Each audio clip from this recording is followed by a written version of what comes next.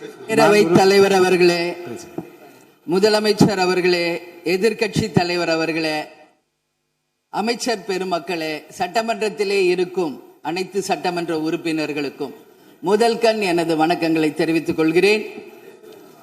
52 ஆண்டுகள் முடிந்து 53வது ஆண்டில் அடியெடுத்து வைக்கும் நமது முதல்வர் அவர்களுக்கு உங்கள் அண்ணன் கேப்டன் விஜயகாந்த் அவர்கள் சார்பாகவும் தேசிய முற்போக்கு திராவிட கழகத்தின் சார்பாகவும் எங்களுடைய மனப்பூர்வமான பிறந்த நாள் வாழ்த்துக்களை இந்த அவையிலே தெரிவித்துக் கொள்கிறேன். இன்றைக்கு நாம சட்டசபையில பேசுகின்ற உரை ஒன்று மேகதாது அணை பற்றியும் ஆளுநருடைய உரையை பற்றியுமான டிஸ்கஷன். சற்றேறக்குரிய 1.5 மணி நேரமா ஒரே டாபிக் தான் இங்க போயிட்டு இருக்கு. அந்த வாய்ப்பு அனைத்து சட்டமன்ற உறுப்பினர்களுக்கும் சமமாக வழங்கப்பட வேண்டும் என்ற வேண்டுகோளை பேரவைத் தலைவருக்கு நான் வைக்கிறேன். நிறைய பேருக்கு வாய்ப்பு கிடைக்குது, நிறைய பேருக்கு வாய்ப்பே கிடைக்காமையே போயிடுது. இது சட்டமன்றம், எல்லாருக்கும் ஈக்குவாலிட்டி, எல்லாருக்குமே வாய்ப்பு தரணும் பேசுறதுக்கு. அது நீங்க அவைத்தலைவர் அவர்கள் நீங்க அதை பார்த்துக்கோங்க. அதுக்கு அடுத்தது அன்று ஆளுநர் உரை, அது தமிழ்தாய் வாழ்த்தோடு ஆரம்பிக்கப்பட்டதை தேசிய முற்போக்கு திராவிட கழகம் மனப்பூர்வமாக அதை வரவேற்கிறோம். அதே போல ஆளுநர் உரை அன்றைக்கு ஆளும் கட்சியின் உரையாக இருந்தது என்பதை யாரும் மறுக்க முடியாது. ஒரு ஸ்போக்ஸ் பர்சன் மாதிரி ஆளுங்கட்சியை பற்றி மட்டுமே அவருடைய உரை இருந்தது. நமது தமிழ் மொழி தாய்மொழி, நம்மளுடைய அன்னை தமிழ் அன்னை. அந்த தமிழ் மொழியை நாம் சொல்றது செந்தமிழ் அப்படின்னு சொல்லுவோம். அதை நாம் கேட்கும்போது அது நம் காதல தேன் பாய்ந்ததாக தான் நம்ம எல்லாரும் சொல்வோம். ஆனால் அன்றைக்கு ஆளுநர் உரையில் 37 நிமிடங்கள் அவர் பேசியதாக ஒரு குறிப்பு இருக்கு. ஆனா 37 தவறுகள், தமிழை பற்றி உச்சரித்தவை அத்தனையுமே மிக மிக ஒரு வேதனையான ஒரு விஷயமாக இங்க நான் பார்க்கிறேன். ஈட்டி பாய்ந்தது அது அன்றைக்கு, யாரும் மறுக்க முடியாது. அதே போல இன்றைக்கு நம்மளுடைய பேரவையில முதல்வர் அவர்களுடைய பிறந்த நாள். முதல்வருக்கு ஒரு கோரிக்கை வைக்கிறேன். இங்கு நான் சட்டமன்றத்திற்கு வந்த நாட்களில் இருந்து அவை பணியாளர்கள் எல்லாருக்கும் இது மாதிரி ஒரு டம்ளர்ல ஒவ்வொரு இடமா போய் தண்ணி கொடுத்துக்கிட்டு இருக்காங்க. இன்னைக்கு நம்ம ரொம்ப அட்வான்ஸ்டா போயிட்டு இருக்கோம். இன்னும் ஸ்டில் அந்த ஓல்டு மாதிரி போயிட்டு இருக்கு. இல்ல ஒரே ஒரு விஷயம், மாண்பு உறுப்பினர் இந்த தேன் பாய்ந்து அந்த வார்த்தை அவைக்குள் நீக்கப்படுகிறது. அதை எடுத்துருங்க. அடுத்ததுங்க, இது மாதிரி கொடுக்கறது ஒன்லி கிளீன்லினஸ் ஒண்ணு. அவை பணியாளர்களுக்கு நிறைய வேலை இருக்கு. ஒவ்வொரு டேபிளா அவங்க தவழ்ந்து கொடுக்கறது நமக்கே பார்க்கறதுக்கு ஒரு மாதிரி இருக்கு. ஸோ சிஎம்க்கு ஒரு ரெக்வெஸ்ட், பெட் பாட்டில்ஸ்ல ஒவ்வொரு டேபிள்லயுமே பாட்டில்ஸ் நீங்க குடி தண்ணீர் வச்சிடலாம். குடிச்சிட்டு அவங்கவுங்க இடத்துல அவங்கவுங்க வச்சிட போறாங்க. இதனால கவர்மெண்ட்டுக்கு எக்ஸ்ட்ரா செலவும் ஒன்றும் வரப்போறது இல்லை. அவங்கவுங்க இடத்துல வச்சிடலாம் அப்படின்ற என் கருத்தை நான் சொல்றேன். ஏன்னா இது டம்ளர்ல கொடுக்கறதும் அது மறுபடியும் கேட்கறதும் அவங்க வருவதும் அவங்களுக்கு நிறைய பணிகள். அது பதில் ஒவ்வொரு சீட்ல ஒரு பெட் பாட்டில்ஸ் மாதிரி கண்ணாடி பாட்டில்ல வாட்டர் வச்சுட்டு அவங்களுக்கு தேவைக்கு எடுத்துட்டு கொடுத்துடலாம். ஸோ இது பிறந்த நாள்ல முதலமைச்சருக்கு ஒரு கோரிக்கை வைக்கிறேன். அதுக்கு நாம நெகிழியில வேண்டாம், பிளாஸ்டிக் பாட்டில்ஸ் நம்ம அலோவ் பண்ண வேண்டாம், கண்ணாடி பாட்டில்ல நம்ம வைக்கலாம். உறுப்பினர் மாண்புமிகு பேரவைத் தலைவர் அவர்களே, அந்நியார் அவர்கள் ஒரு நல்ல கருத்தை இங்கே சொல்லியிருக்கிறார்கள். அந்த கருத்து ஏற்புடையது அல்ல என்பதை நான் தெரிவித்துக் கொள்ள கடமைப்பட்டிருக்கிறேன். என்ற கோபம் வந்தால் தண்ணி பரலை கொண்டிருக்க வாய்ப்பு இருக்கிறது.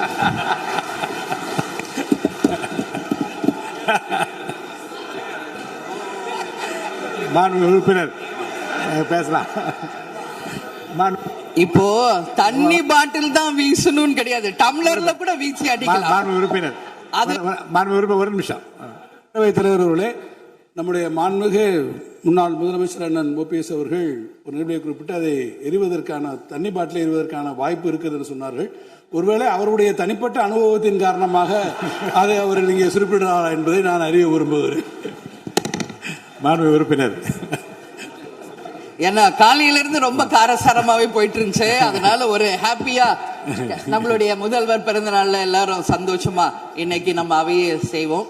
சோ பாட்டில் தான் வீசணும்ன்றது இல்ல, வன்முறைக்கு வேண்டும் என்றால் இங்க எதில் எவ்வளவோ இருக்கு, எது வேணாலும் வீசலாம். பட் நம்ம எண்ணம் அது கிடையாது. நிச்சயமாக தண்ணீர் என்றாலே பிரச்சனை தான் போல இருக்கு. அது காவேரி தண்ணீரா இருந்தாலும் டாஸ்மாக் தண்ணீரா இருந்தாலும் அது ஒரு பிரச்சனையா தான் இன்னைக்கு மக்கள்கிட்ட இருக்கு.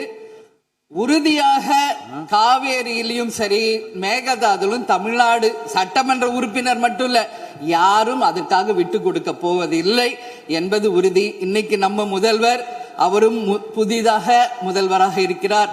கர்நாடகா முதல்வரும் முதல் முறை முதல்வராக வந்திருக்கிறார். கேரள முதல்வரும் முதல் முறை முதல்வராக வந்திருக்கிறார்கள். சோ 3 முதலமைச்சர்களும் ஒன்று நட்பு ரீதியாக பேசி இந்த பிரச்சனைக்கு தீர்வு காணலாம். அப்படி இல்லை என்றால் அவங்க சொல்றது கேட்கலன்னா பக்காவா நம்ம சட்ட ரீதியாக ரொம்ப ரொம்ப பழமையான ஒரு விஷயத்தை அன்னைக்கு நான் சொன்ன மாதிரி பேசிக்கிட்டே தான் இருக்கிறோம். இது முழுமையாக தீர்வடைய வேண்டும்ன்றதா எல்லாருடைய கருத்து. இன்னைக்கு நம்மளுக்குள்ள வாதங்கள் பிரதிவாதங்கள் டிஸ்கஷன்ஸ் இங்கு வந்தாலும் இது நிரந்தரமாக தீர்க்கப்பட வேண்டும் என்பதில் யாருக்கும் மாற்று கருத்து இல்லை. இப்ப 2026 இருக்கும், 2026 வரைக்கும் இது கண்டினியூ ஆகக்கூடாது, இன்னொரு 100 ஆண்டு காலத்திற்கு என்பதுதான் எல்லோருடைய எண்ணம். சோ அது நடக்கணும். அது மட்டும் கிடையாது, இன்றைக்கு நேற்று நடந்த ஒரு விஷயம் தமிழ்நாட்டில். நேற்று நான் நேரடியாக சென்று பாதிக்கப்பட்டவங்களை பார்த்தேன். Yesterday was a black day for Tamil Nadu. Sunday black சண்டேவாக நேற்று இருந்தது. இதுவரைக்கும் தமிழகம் காணாத ஒரு பேர் விபத்து அது. இன்னைக்கு பேரிடர் எவ்வளோ பிரச்சனைகள் இருந்தாலும் ஒரு அமோனியா தாக்குதல்ல இத்தனை பேர் பாதித்தது தமிழக வரலாற்றில் முதல் முறை. அனைவரும் வடநாட்டை சேர்ந்த பெண்கள், 20 வயசுல இருந்து 25 வயசுக்குள்ள இருக்கிற இளம் பெண்கள். அவங்கள நேரா பார்க்கும்போது மிக மிக மனசுக்கு கஷ்டமாக இருந்தது. என்ன ஃபேஸ்ல பாக்குறோம், உதடு காது மூக்கு எல்லாம் ப்ளீட் ஆயிட்டே இருக்கு. அப்போ டாக்டர்ஸ் அங்க எக்ஸ்பிளைன் பண்ணாங்க, இங்க வெளியே நம்ம என்ன பாக்குறோமோ அதுதான் இன்னர், அதாவது லங்ஸ். இதை பற்றி ரொம்ப விரிவான விளக்கத்தை எல்லாம் அமைச்சர் அளிச்சுட்டாங்க. இதை சுருக்கம் அதை நான் பார்த்தேன், சரியானதுதான். நீங்க மேற்கொண்டு அதை பற்றி பேச ஆளுநர் உரைக்கு நன்றி தெரிவிக்கிற கருத்துக்கு வந்திருக்கீங்க நீங்க. கண்டிப்பா. அதனால நான் நினைச்சேன் இன்னைக்கு ஒரு நிமிஷம் அவங்களுக்காக நம்ம மௌன அஞ்சலி செலுத்துவோம் என்று நான் எதிர்பார்த்தேன். இருந்தாலும் பரவாயில்லை. சோ அவங்களுக்கு நான் நேத்தே சொன்னபடி முதலமைச்சர் அவர்கள் 2 லட்சம் ரூபாய் கொடுத்திருக்கார். உடனே அமைச்சர்கள் போய் பார்த்தாங்க. அதெல்லாம் பாராட்டுக்குரிய விஷயம். ஆனாலும் ஏழ்மை குடும்பத்திலிருந்து வந்திருக்காங்க. சோ கன்சிடர் பண்ணணும்னு சொல்லி நான் கேட்டுக்கிறேன். உரிய சிகிச்சை தரப்படுகிறது. அவங்க பிழைப்பது நிச்சயம் கடவுள் கையில இருக்கிறது. சோ எல்லாரும் அவங்களுக்காக ப்ரே பண்ணுவோம் சொல்லி இந்த நேரத்தில் நான் கேட்டுக்கொள்கிறேன். ஒரு பெண்ணா அந்த பெண்களை பார்க்கும்போது என்னால் அதை ஏற்றுக்கொள்ள முடியலை. அதனாலதான் சபையில் அதை நான் பேசுகிறேன்.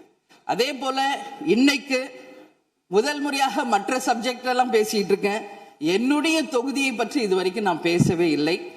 நான் சட்டமன்ற உறுப்பினராக வெற்றி பெற உறுதுணையாக இருந்த திராவிட முன்னேற்ற கழகத்திற்கும் அதன் தலைவர் அண்ணன் ஸ்டாலின் அவர்களுக்கும் இந்த நேரத்தில் என் நன்றிகளை தெரிவித்துக் கொள்கிறேன். விருதாச்சலம் தொகுதி 2006 புரட்சி கலைஞர் கேப்டன் அவர்கள் முதல் முறையாக வெற்றி பெற்று ஒரு சரித்திர சாதனை படைத்த தொகுதி. மீண்டும் அந்த தொகுதியிலேயே என்னை வெற்றி பெற செய்த விருதாச்சலம் தொகுதி மக்களுக்கு என்னுடைய மனப்பூர்வமான நன்றிகளை இந்த அவையிலே தெரிவித்துக் கொள்வதில் பெருமை அடைகிறேன். அதே போல அந்த விருதாச்சலம் தொகுதி மக்களுக்கு நான் என்னைக்கும் உண்மையாக இருப்பேன், நேர்மையாக இருப்பேன் என்பதையும் இந்த நேரத்தில் தெரிவித்துக் கொள்கிறேன். அவைத்தலைவர் அவர்களே, இதுல விருதாச்சலம் தொகுதிக்கு தேவையான அத்தனை விஷயங்களும் நான் எழுதியிருக்கேன். அவை நேரத்தை நான் அதிகம் ஏற்றுக்கொள்ள எல்லாருக்கும் வாய்ப்பு தரணும் அப்படின்றதுனால ஒரு 3 பாயிண்ட் மட்டும் சொல்றேன். முடிந்த பிறகு இதை உங்க நேரடியா உங்க கையில் நான் தருகிறேன்.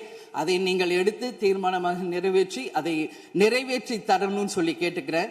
விருதாச்சலம் ஒரு மாவட்டமாக அறிவிக்கப்பட வேண்டும் என்று ஒரு நீண்ட நெடிய கோரிக்கை பல ஆண்டுகளாக இருக்கிறது. அதுதான் அங்கு எல்லா மக்களினுடைய விருப்பம். அதை நீங்கள் முதல்வர் அவர்களும் அவைத்தலைவர் அவர்களும் கவனத்தில் கொண்டு விருதாச்சலத்தை ஒரு தனி மாவட்டமாக அறிவிக்க வேண்டும் என்பதை இந்த நேரத்தில் நான் சொல்கிறேன். அதே போல பீங்கான் தொழிற்சாலை மற்றும் கல்லூரி தமிழ்நாட்டில் வேறு எங்குமே கிடையாது.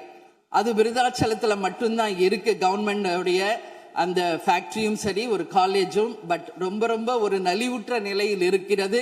சோ அதை நீங்க கட்டாயமாக மிகப்பெரிய அளவில் டெவலப் பண்ணி அதன் மூலம் வேலை வாய்ப்பையும் அதே நேரத்தில் எக்ஸ்போர்ட் பண்றதுக்கும் கட்டாயம் அரசு நிச்சயம் எங்களுக்கு ஒத்துழைக்க வேண்டும் என்பதை கேட்டுக்கொள்கிறேன்.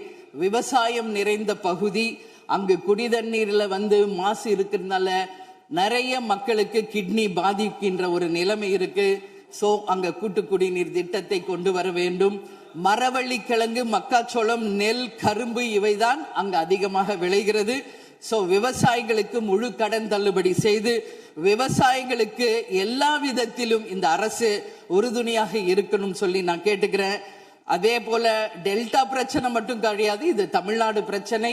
நம்மளுடைய நீர் ஆதாரம் எல்லாருக்கும் கிடைக்க வேண்டும் என்றும் கூறி, இது அவை முடிந்தவுடன் இதை உங்களிடம் சமர்ப்பிப்பேன். இதை நீங்கள் ஏற்று இதை கட்டாயம் நிறைவேற்றி தர வேண்டும் தொகுதிக்காக என்று கேட்டுக்கொண்டு, எல்லாருக்குமே இந்த நேரத்தில் இந்த அவையில் பேச வாய்ப்பு கொடுத்த அவைத்தலைவர் அவர்களுக்கும், இன்று பிறந்தநாள் காணும் முதல்வர் அவர்களுக்கும் என் நன்றிகளை தெரிவித்துக் கொண்டு அமர்கிறேன். நன்றி, வணக்கம்.